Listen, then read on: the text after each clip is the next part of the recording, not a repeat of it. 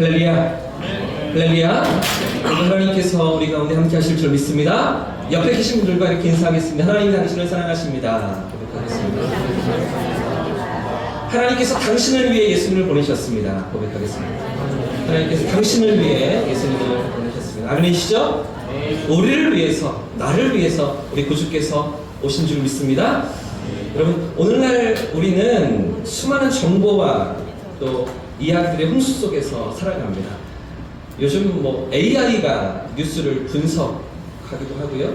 SNS가 빠르게 소식들을 퍼나르기도 하지요.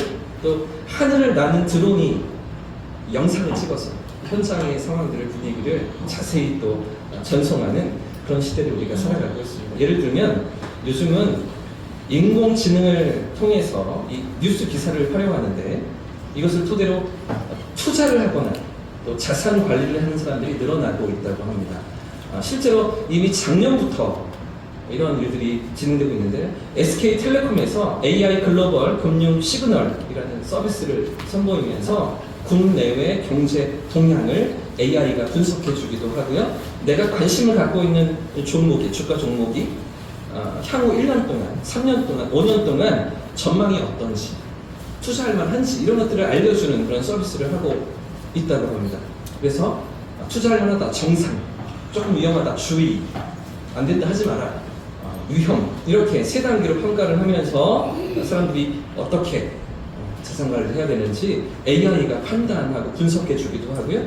이런 것들 다 그래픽으로 얼마나 수익이 가능한 이런 것들을 분석해주는 그런 정보를 주고 있다고 하는데요. 그러니까 여러분, 얼마나 빠른 시대가 되었습니까? 우리가 막 알아보고 여기저기 막 찾아보고 정보를 판단하고 이런 것보다 한 곳에서 정보가 다 분석되고 정리되는, 그렇죠?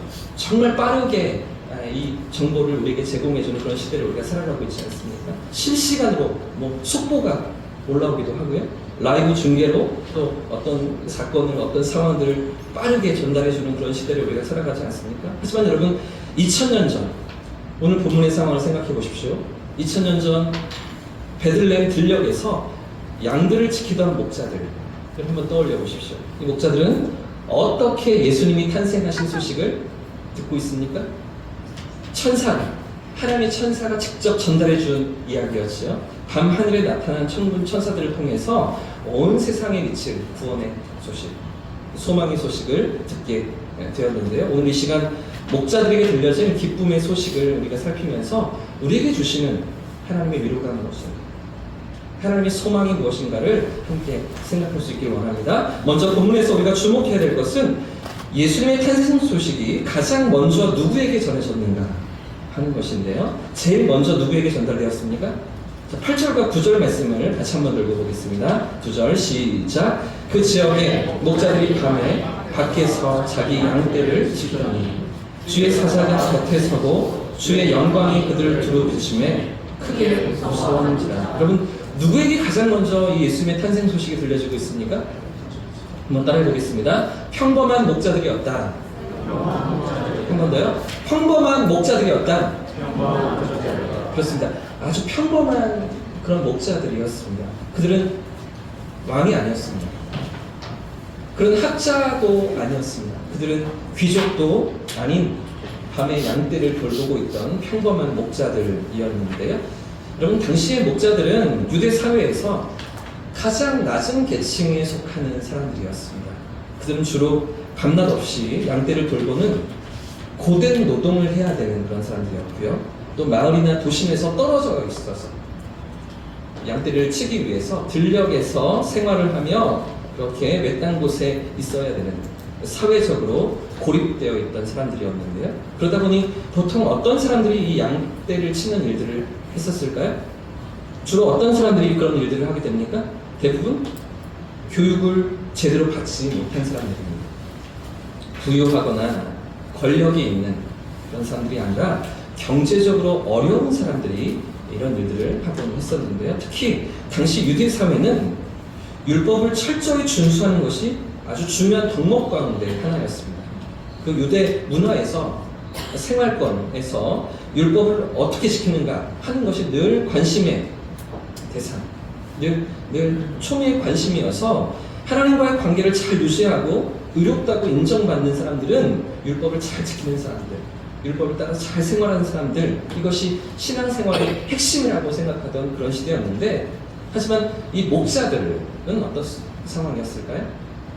이 목자들, 들에서 생활하던 목자들은 어떤 형편이었겠습니까? 들에서 양들을 돌보다 보면 정결 예식을 지키지 못할 때도 많이 있었습니다. 안식일을 지키지 못할 때도 많이 있었습니다. 율법을 따라 생활하지 못하던 때도 많이 있었던 것이죠. 율법의 요구를 온전히 따르기가 힘든 사람들이 바로 이 목자들이었습니다. 그러다 보니 당시의 목자들은 이 사회에서도 소외될 뿐 아니라 종교적으로, 공동체 안에서도 소외된 사람들이었습니다. 경제적으로, 사회적으로 약자일 뿐 아니라 영적으로도 멸시와 천대를 받던 그런 사람들이 바로 이 목자들이었는데요. 그런데 여러분, 이런 그들에게 지금 어떤 소식이 전해지고 있습니까? 온 백성에게 미칠 기쁜 소식입니다. 자, 10절과 11절 말씀도 같이 한번 더 읽어보겠습니다. 2절 시작. 천사가 이르되 무서워하지 말라. 보라, 내가 온 백성에게 미칠 큰 기쁨의 좋은 소식을 너희에게 전하노라. 오늘 다윗의 동네에 너희를 위하여 구주가 나셨으니 곧 그리스도 주시니라. 아멘. 그럼 어떤 소식이 전해지고 있습니까? 너희를 위하여 구주가 나셨다는 것이죠. 여러분, 이것은 단순히 한 아기의 탄생을 말하는 것이 아닙니다. 온 인류를 구원할 구원자, 하나님의 아들 메시아가 이 땅에 오셨다는 소식인데요. 그래서 9절 말씀에 큰 기쁨의 좋은 소식이라고 할 때에 이 좋은 소식으로 번역된 헬라어 유앙겔리온, 이 복음을 이야기합니다. 복음, 복된 소식, 좋은 소식, 기쁜 소식이라는 것이죠. 여러분 삶에 있어서 가장 좋은 소식은 무엇입니까? 여러분에게 있어서 나에게 가장 기쁨을 주는 소식은 어떤 소식입니까? 우리 집값이 올랐다는 소식 별로 도움이 안 되세요? 요즘 은행 금리가 내렸다는 소식, 내 대출 이자가 줄었다는 소식 어떻습니까? 별로 도움이 안 되세요? 우리 조카가, 우리 사촌 자녀들이 좋은 대학에 들어갔다는 소식 어떻습니까? 좋은 직장에 들어갔다는 소식 어떻습니까? 여러분의 삶에 무엇이 기쁨을 주고 무엇이 즐거움을 주고 내 삶에 행복을 주는 복된 소식이십니까? 어떤 소식이 들려오면 내 삶에 정말 힘이 나고 용기가 나고 즐거움과 기쁨이 회복되실까요? 하나님의 사랑이 임했다는 것이죠. 할렐루야. 하나님의 구원이 우리에게 임했다는 것입니다. 죄 가운데 방황하고 헤매이던 우리들에게 하나님의 사랑이 찾아오셔서 그 구원이 나에게 임하시고 내 삶을 하나님의 구원으로 이끄신다는 그 놀라운 소식 아니겠습니까? 우리의 죄가 용서받고 영원한 생명을 얻으며 하나님의 자녀가 되는 권세를 얻었다는 이 복된 소식이 가장 놀랍고 가장 기쁜 소식, 여러분 아니겠습니까? 그래서 지금 천사는 큰 기쁨의 유앙겔리오, 큰 기쁨의 좋은 소식이라고 이야기를 하고 있습니다. 그래서 본문은 기쁨이라는 단어와 큰이라는 단어를 함께 사용하면서 그저 단순히 우리 생활에, 우리 개개인에게 그저 좋은 그런 기쁨의 소식이 아니라 우리의 모든 필요를 채우시고 우리의 삶을 충만케 하시는 하나님의 은혜로 말미암는 넘치는 기쁨이라고 천사가 이야기하고 있는데요. 자, 그런데 여러분, 중요한 것은 이 같은 큰 기쁨의 복된 소식이 가장 먼저 누구에게 들려졌는가 하는 것입니다. 이 소식이 누구에게 전해지고 있습니까? 평범한 목자들이었습니다. 가장 평범하고 세상적으로 주목받지 못하는 그런 사람들에게 이 소식이 전해지고 있던 것인데요. 그들은 밤새 들에서 양들을 지키고 있던 사람들이었습니다. 그 양들 곁에서 밤을 새우며 쪽잠을 자던 그런 사람들이었는데 그들 가운데 하나님의 영광이 임하고 있었죠. 그리고 천군 천사들이 이 기쁨의 소식을 전해 주었습니다. 자, 13절과 14절 말씀도 같이 한번 읽어보겠습니다. 2절 시작. 호련히 수많은 천군이 그 천사들과 함께 하나님을 찬송하여 이르되 지극히 높은 곳에서는 하나님께 영광이요 땅에서는 하나님이 기뻐하신 사람들 중에 평화로다 하니라. 아멘. 여러분, 오늘 이 본문이 우리에게 무엇을 가르쳐주고 있을까요? 하나님의 영광이, 하나님의 은혜가 가장 먼저 어떤 이들에게 임하고 있습니까? 죄 가운데 신음하던 인생들을 위한 하나님의 구원의 은총이 가장 먼저 누구에게 찾아오셨습니까? 아무도 주목하지 않던 평범한 목자들이었죠? 세상에서 소외받고 멸시받으며 자신에게 맡겨진 그저 소박한 일상을 살아가던 그런 사람들에게 하나님의 은혜가 임하고 있었던 것입니다. 사랑하는 여러분, 하나님은 이들을 주목하셨습니다. 할렐루야. 세상이 주목하지 않을지라도 하나님은 그들을 찾아가고 계셨습니다. 세상의 기준으로는 보잘것없어 보이는 그들이었지만 하나님은 가장 먼저 찾아오시며 가장 먼저 구원의 소식을 듣게 하시고 큰 기쁨의 좋은 소식을 알게 하시는 그 자리에 이 목자들을 세우고 계신 것인데요. 여러분, 우리 하나님은 오늘도 이런 은혜를 베푸시는 분이신 줄 믿습니다. 세상은 외면할지 몰라도, 세상은 멸시하고 없이 여길지 몰라도 우리 하나님은 작고 연약한 자를 주목하시며 은혜를 더하시는 좋으신 하나님이신 줄 믿습니다. 여러분, 한번 생각해 보십시오. 왜 하나님의 아들이신 구원자가, 메시아가 이 땅에 오시는데 어째서 하나님은 그 가장 좋은 소식을 이런 천대받는 사람들에게 알게 하십니까? 왜 세상적으로 성공한 사람들이나 높은 자리에 있는 사람들이나 가진 것이 많은 사람들이 아니라 이 평범한 이들에게 이 소식을 전하십니까? 누가 봐도 이런 고급 정보는 가장 먼저 알고 있을 법한 사람이 따로 있잖아요. 능력 있는 사람들, 힘이 있는 사람들, 권력을 가진 사람들, 그런 사람들이 먼저 알아야 될 그런 소식이 아니겠습니까? 왜 하나님은 이렇게 소외받고 평범하며 아무도 주목하지 않는 목자들에게 이 소식을 전하십니까? 이유가 무엇입니까? 하나님의 은혜와 사랑이 세상적인 기준으로 주어지지 않는다는 것입니다.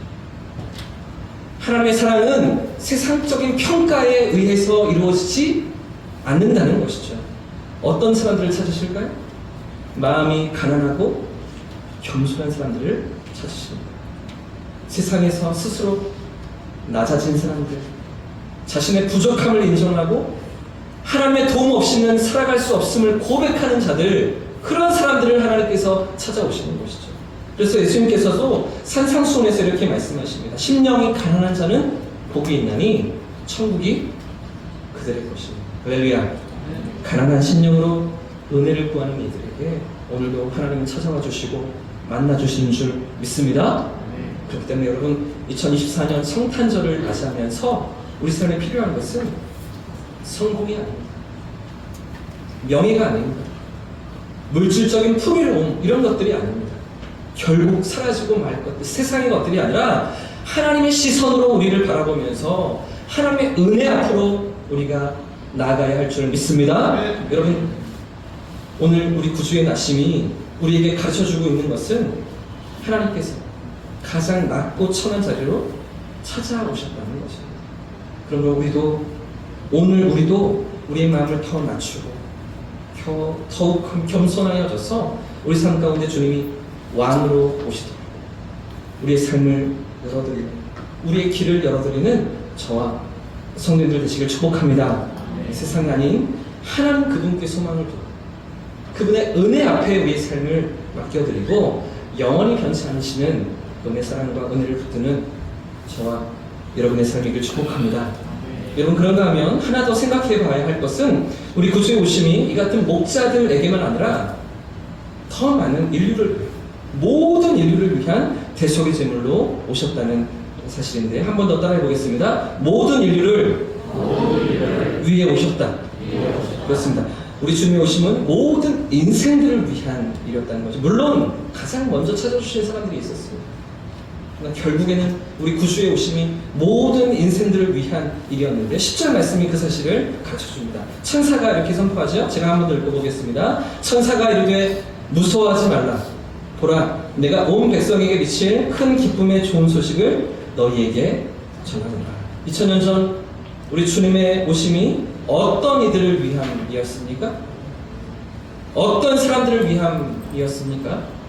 어떤 특정한 사람들, 선택받은 소수의 사람들이 아니라는 것이죠. 어떤 민족이나 어떤 계층이나 어떤 조건의 사람들만을 위한 것이 아니었다는 것입니다. 그분의 오심은 온 백성에게 미칠, 모든 인생들에게 미칠 큰 기쁨의 좋은 소식이었는데요.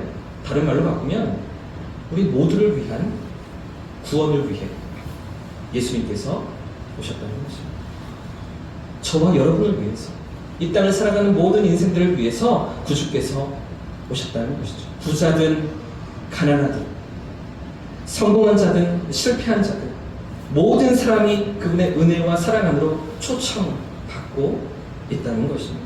우리의 죄를 위해 계속해서 이름으로 오신 예수님은 누구든지 어떤 사람이든지 그 이름을 믿고서 구원에 이르는 영원한 생명의 길로 초청받았다는 것인데요. 그러므로 여러분, 이 성탄의 소식이 이제 누구에게 전달되어요? 오늘 그 기쁨을 누리고 있는 우리만이 아니라, 이 자리에 있는 우리들만이 아니라 또 누구에게 이 소식이 전달되어야 하는 것입니까? 우리 이웃들입니다. 우리 가족들입니다. 더 나아가서 온 세상 사람들에게 이 복된 구원의 소식이 전해져야 하는 것인데요. 그래서 오늘 본문의 목자들은 천사들이 떠난 이후에 서둘러 베들레헴으로 달려갑니다. 15절부터 17절까지의 말씀인데요. 같이 한번 읽어보겠습니다. 시작. 천사들이 떠나 하늘로 올라가니 목자가 서로 말하되 이제 베들레헴으로 가서 주께서 우리에게 알리신 바 이 이루어진 일을 보자 하고 빨리 가서 마리아와 요셉과 부유의 누이 아기를 찾아서 보고 천사가 자기들에게 이 아기에 대하여 말한 것을 전하니. 목자들이 어떻게 지금 베들레헴으로 달려가고 있습니까? 목자들이 어떤 모습으로 달려갑니까?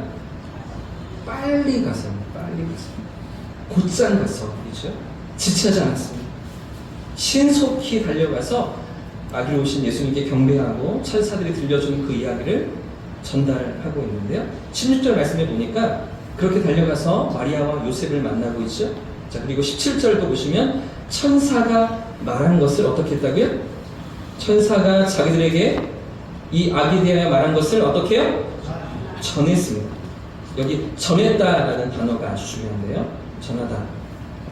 이 단어가 그저 say, 말하다가 아닙니다. 토크, 대화하다도 아닙니다. tell, 전달하다 이런 단어도 아닙니다. 전했다라는 이 헬라어는 에그노리사. 이 단어는 소문을 퍼뜨리다, 소문을 전파하다, 소문을 확산시키다 이런 의미의 단어입니다. 그래서 NIV 영어 성경에 보시면 they spread the word. 그들이 퍼뜨렸다는 것입니다. 예수님 나신 이야기를, 그 구원의 소식을 퍼뜨렸다는 것이죠. 킹 제임스 버전에도 보니까 abroad the same, abroad, 퍼뜨렸다, 널리 퍼뜨렸다 이렇게 말하고 있는 것인데요. 여러분, 우리 구주의 오심은 널리 퍼뜨려야 할 좋은 소식인 줄 믿습니다. 모든 사람에게 전해야 할 복된 소식인 줄 믿습니다. 죄와 어둠 가운데 방황하며 헤매이던 모든 인생들에게 우리 구주의 오심은 희망이고 소망이며 구원의 빛이고 새로운 삶의 시작인 줄 믿습니다. 그분은 깨어진 마음을 치유하십니다. 그분은 상처 입은 영혼을 새롭게 하십니다. 그분은 엉클린 자에게 자유를 주십니다. 그분은 속박당한 자를 풀어주시는 분이십니다. 그분은 슬픔 대신 기쁨을 주시며 절망 대신 찬송을 입혀주시는 주님이신 줄 믿습니다. 그분은 우리를 위해서 십자가를 지시고 죽음에서 부활하셔서 생명의 길을 여신 우리 구주이신 줄 믿습니다. 그렇기 때문에 오늘 이 시간 우리는 여러분 그 주님의 오심을 기뻐하는 것이죠. 나를 위해, 나를 구원하시기 위해 이 땅에 오신 우리 구주의 오심을 기뻐하며 찬양하며 맞아들이는 것입니다. 뿐만 아니라 그 영원한 생명의 길로 오신 주님을 세상 사람들에게, 이웃들에게, 우리 가족들에게 증거하며 그들도 이 구원의 길로 나오기를 초대하는 것인데요. 오늘 목자들처럼 온 백성에게 미칠 큰 기쁨의 좋은 소식을 전하는 것이죠. 소문을 퍼뜨리는 것입니다. 예수님께서 당신을 위해 오셨습니다. 예수님께서 당신의 모든 죄를 용서하셨습니다. 예수님께서 당신을 하나님의 사랑 안으로 인도하기를 원하십니다. 이 소식을 전하는 그런 삶으로 저와 여러분이 쓰임받는 우리 공동체 될 수 있기를 예수님의 이름으로 축복합니다. 그래서 여러분, 오늘 우리는 점심 식사 이후에 교회 주변으로 나아가려고 이 성탄의 소식을 증거하며 알리며 퍼뜨리기 위해 우리 주변 이웃들에게 다가설 수 있기를 우리 안에 있는 이 구원의 감격과 이 은혜를 나누고 이 사랑을 나누면서 하나님께서 그들의 삶에도 찾아와 주시고 저들의 인생도 붙들어 주시기를 우리가 기도하면서 이웃들을 향해 발걸음을 내딛기를 원하는데요. 사랑하는 여러분, 2024년 성탄절, 저와 여러분이 맞이하는 이번 성탄절이 그런 하나님의 사랑을 깊이 묵상하고 나를 위해 오신 예수님의 그 은혜를 깊이 누리면서 이 사랑을 나누고 증거하는 저와 여러분 되시기를 예수님의 이름으로 축복합니다. 그 사랑 안에서는 우리 모두가 될 수 있기를 축복합니다. 그럼 여러분, 오늘 성탄절 주일을 맞이하면서 저도 여러분에게 기쁜 소식을 하나 전달할 수 있을 것 같습니다. 올해 5월부터 우리 장로님들과 함께 기도해오고 하나님의 인도하심을 구했던 그런 기도의 제목들이 있었는데요. 얼마 전에 이 소식을 장로님들과 나누고 또 우리 사랑방 리더들과 나누면서 하나님 주신 은혜가 크고 놀랍다는 것들을 같이 느끼고 경험할 수 있었습니다. 뭐냐면 여러분, 우리 교회가 이제 계속 우리가 사역들을 읽어 나가면서 또 하나님 일하심을 꿈꾸면서 여러 가지 제약 조건이 많이 있잖아요. 우리가 숫자가 얼마 되지 않는다, 재정적으로 어려움이 있다, 이런 우리의 상황들, 우리 여건들 때문에 마음껏 하나님 사역들을 읽어가지 못하는 그런 자리일 때가 여러 번 있었는데요. 지난 5월에 분단 우리 교회가 이찬수 목사님께서 진행하시는 꿈넘어 꿈 프로젝트라는 그런 사역에 저희가 지원하게 되었습니다. 그래서 지난 10월 추수감사 주일날 우리 목사님 한 분이 오시고 전사님 한 분이 오셔서 같이 예배를 드렸었잖아요. 우리 교회 상황을 확인하고 또 이렇게 또 우리 필요들을 또 돌아보는 그런 시간으로 방문했었는데요. 지난 5월부터 이 신청을 하고서 저는 우리가 기도하면서 한 해를 지나왔을 때 11월 말이 되어서 이 프로젝트에 선정이 되었다는 소식을 듣게 되었습니다. 네, 별로 이렇게 감동이 없으십니까? 꿈넘어 꿈 프로젝트는 이제 그 작년도에 이미 서울 수도권 일대 8개 교회를 선정해서 분당 우리가 또 지원하고 돕는 그런 사역들로 시작이 되었고요. 이번 올해는 경상권에 있는 교회들을 지원하기로 그렇게 준비를 하고 진행되던 상황 가운데 우리 교회가 그 가운데 신청을 하게 되었는데, 경상권에 있는 뭐 부산, 대구, 뭐 경북, 경남에서 17개 교회를 선정하는 가운데 저희 교회가 그 안에 포함되게 되었고요. 교회적인 어떤 상황들을 따라서, 형편에 따라서 상당한 재정적인 지원을 저희가 받게 되었고요. 적지 않은 금액으로 우리 사역을 진행해 갈 수 있는, 그래서 우리 내년도에는 또 유초등부 예배를 더 잘 세워갈 수 있는 그런 예배실을 유초등부실 앞에 유아부실 공간으로 우리가 마련할 수 있는 그런 재정적인 지원도 받게 됐고요. 또 유초등부실의 스피커와 음향 장비가 노후가 돼서 소리가 잘 선명하지 않고 어려움이 있었던 이런 모든 상황들을 또 교체할 수 있는 이런 상황들도 되었고요. 본당 안에 있는 음향도 영상도 또 이렇게 핸드폰으로 예배를 촬영하고 있는 상황들도 제대로 구축해서 진행할 수 있는 그런 상황들로 또 우리가 지원을 받게 되는, 더 중요한 것은 한국교회 안에 우리 대형교회가 이제 열심을 내고 건강하게 세워져 가는 교회로 소개된다는 것입니다. 한국교회 안에 이제 수많은 교회들 가운데 우리 교회가 그래도 하나님 앞에서 열심을 내고 또 하나님의 사역들을 믿음으로 감당하고 있는 그런 교회로 또 소문이 나고 또 알려지고 소개되어진다는 그런 이제 지원을 우리가 받게 되는데, 여러분 느끼시나요? 이 선정된 게 어떤 의미인지 잘 느끼지 못하실 수도 있을 것 같습니다. 그러나 조금 시간이 지나서 이런 과정들을 통해서 하나님이 우리의 걸음을, 또 지난 우리의 시간들을 헌신과 믿음의 또 섬김들을 어떻게 받으시고 아름답게 사용하실지, 이 일들을 우리가 또 함께 목도하면서 확인하면서 또 새 사역들을 읽어 나가는 그런 저와 여러분 되었으면 참 좋겠습니다.